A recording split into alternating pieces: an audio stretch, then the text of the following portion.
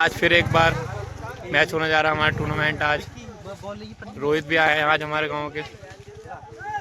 अभी दिखाते हैं आगे।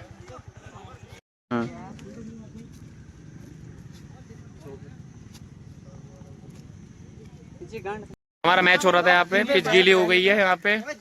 अभी 2 घंटे का ब्रेक लिया है, इसलिए हम खाना खाने जा रहे हैं सब लोग। ये है मेरे गांव का छपरी चुके हैं। जश्न देखो क्या हो रहा है यहाँ पे।